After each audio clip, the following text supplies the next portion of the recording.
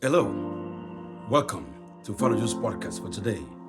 My name is Faduri Oluwadare Joseph, aka Father Joe. An open message to President Bola Ahmed Tinubu, 38 days after being sworn in as Nigerian president. Your Excellency, it's been 38 days that you've been in office. And in the last 38 days, all you have been doing is signing one executive orders to the other. Executive orders are good because in the long run, they will help the country. But in the short run, how is Nigerian faring? It is very important for someone to bring to attention how Nigerians are faring in the last 38 days so that it can help your decision making. Because being in Aso Rock, being in the midst of so many people, you may not be able to know what ordinary Nigerians are feeling on the streets of Lagos, on the streets of Kano, Port Harcourt, Sokoto, Senfara, Borno, and the rest of the country. The subsidy removal has thrown Nigeria into more poverty. So many people are committing suicide every day. So many are not even able to feed their family anymore. Families are torn apart. Businesses are suffering because so many businesses cannot survive with so much transportation and their workers are not even able to get to work. The executive orders are good, but Nigerians are suffering. Things are not going well with Nigeria. I know you are trying to raise a country to make it better. But where are the palliatives for Nigerian people? 38 days after subsidy removal, no wage increases. The workers are still getting paid 33,000 minimum wage. Why is it taking 38 days to increase minimum wage for Nigerian workers? In the last 2 weeks, the government has saved over 400 billion naira in subsidy removal. But in the streets of Lagos, the streets of Kano, the streets of Port Harcourt, the streets of Abuja, how are Nigerians feeling the save of 400 billion naira? Why has government not done its best to help reduce the transportation costs in Nigeria by pushing more buses on the road with very few and reasonable prices of those transportation? What is the government doing by increasing salaries for every workers in Nigeria 38 days after subsidy removal? What is the country doing? What is the government doing in working with all these marketers too to see if after 38 days we can break down the prices of fuel? I am aware in Kano, in some areas in Kano, that fuel is now being sold for $400 per liter. 400 naira per liter. So if somewhere in Kano,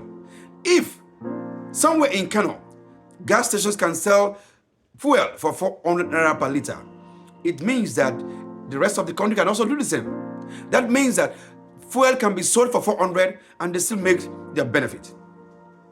What is government doing? It's also prevailing on these marketers, on these petroleum marketers from over making profits and putting Nigerians into consideration. 38 days after your government, sir, food prices are 100% high. Nigerians cannot even eat 3 square meal again. So the suffering of the people must be important to every government. And 38 days, we cannot just be praising the government of doing this, of doing that, when ordinary people are suffering on the street. When ordinary people who have no access to money are suffering on the street. Let me also bring to attention that dollar is over $760 now.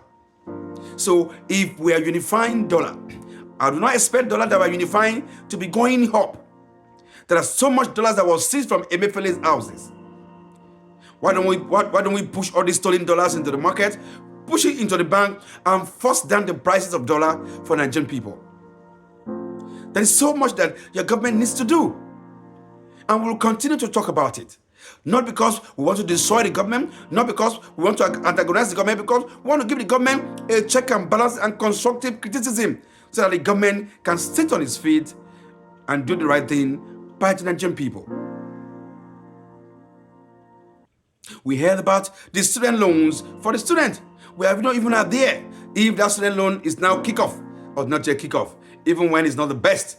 I will talk about student loans in another of my podcasts on the right thing to do in the education sector. So, Mr. President, there is so much work to do. Nigerians are suffering in Lagos, in Kano, in Kaduna, in Borno, in Zamfara. The nation are suffering. The people are suffering.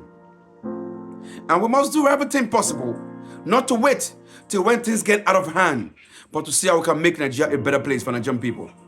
The subsidy removal has thrown the economy into more poverty, into more crisis, into more problem. And it is time for government to do everything possible to see what it can do to alleviate, to reduce, to minimize the impact of this subsidy, of this increase in petroleum on Nigerian people, on the market sellers, on the tomato sellers, on the clothes sellers, on the food sellers in Nigeria. So I'm calling on you, Mr. President, to please do everything possible to see what we can do to minimize the impact of subsidy removal and this suffering on Nigerian people. Nigerians will not wait forever to see the impact of executive orders. Executive orders do not affect an average Nigerian people. Executive orders do not affect an average Nigerian people. But there are policies of the government that will in the future help the government, run smoothly. But in the meantime, in the interim, Nigeria needs help. And that help can only come from you, Mr. President, to see how you can inject more vehicles, more transportation into Nigerian public, so that people can be able to see public transportation will take at a reduced price. Also, we must also reduce the cost of the money that transporters are paying daily, whether in Lagos, whether in Kano, whether in Abuja. Because these are also the reasons why they are increasing prices. Because a lot of them have to pay so much money every day to ride their vehicle, to ride their buses, to carry passengers. We want Nigeria to succeed, and Nigeria must succeed. I want to beg our own marketers of oil in Nigeria too. If you can reduce the price of your fuel, please reduce it for Nigerian people's sake. People are suffering. If a fuel station can sell for 100 naira in Kano, it means that every other station in Nigeria can sell for 400. If we can, let us break it down for Nigerian people to enjoy. Let us consider our people in our decision making, even in making profit. If we must survive, if our country must be great, not only government, every one of us have a role to play. My name, once again, is Faduri Oluwadare Joseph, aka Father Joe, former presidential aspirant of Labour Party, and of course, one of Nigerian future leaders. I want to have a country. I want us to have a country that we're proud of. A country that someday, everyone around the world will want to troop into it, fighting for our visa, just like we fight for American visa, Canadian visa today. That country is possible. It's going to be possible someday with you and with me. May God bless the Federal Republic of Nigeria. May God bless you and may God bless me. Thank you.